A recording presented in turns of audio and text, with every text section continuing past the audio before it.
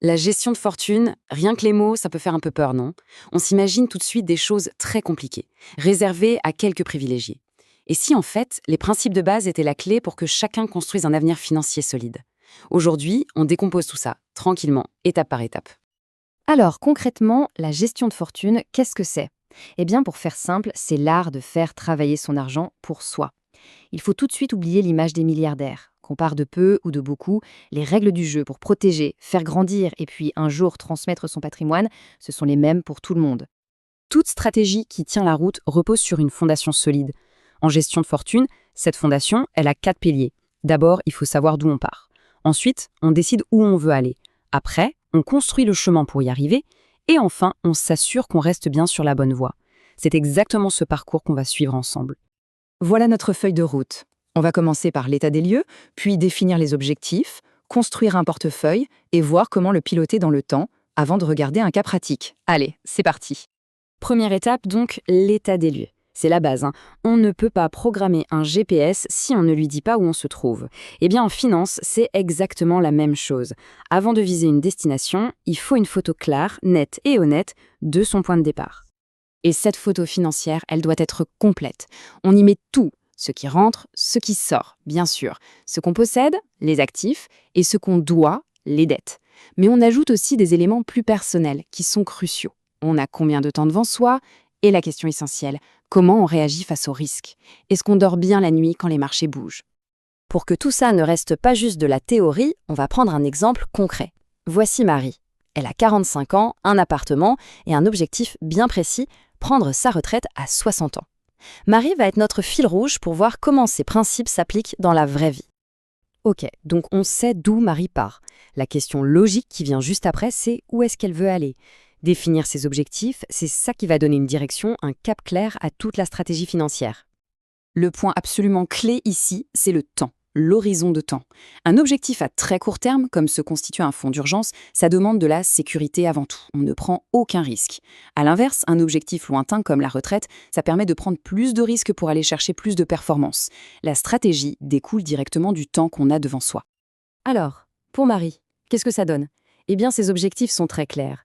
La retraite, les études de son fils, la rénovation de son appart, et puis optimiser un peu sa fiscalité. Chacun de ces buts a un horizon de temps différent et va donc demander une solution d'investissement bien spécifique.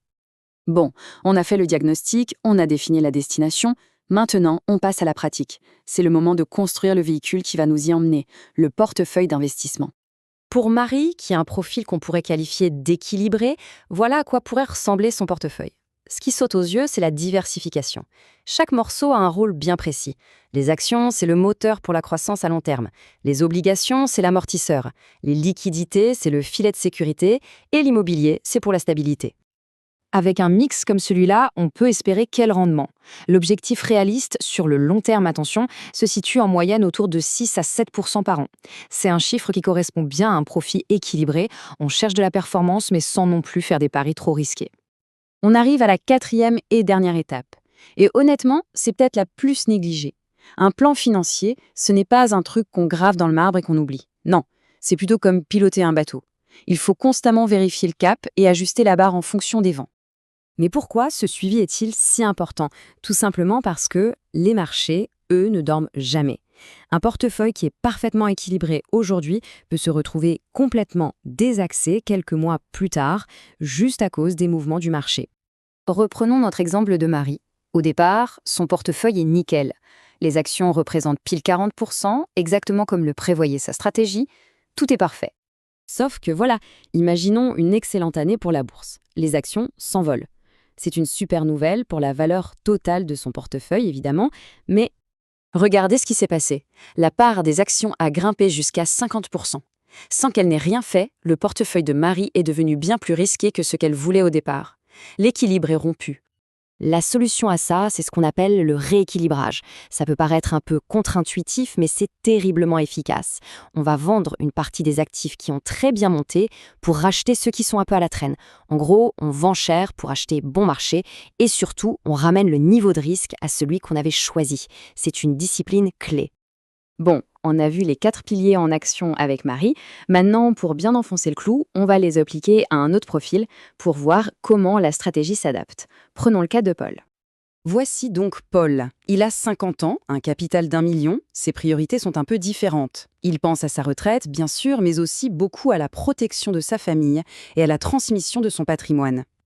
Et voilà comment sa stratégie se dessine. Chaque élément de son portefeuille a une mission bien précise. Une partie pour la croissance future, une autre pour générer un revenu stable dès maintenant, une grosse réserve de sécurité, au cas où, et une couche de protection via des assurances pour parer à toute éventualité.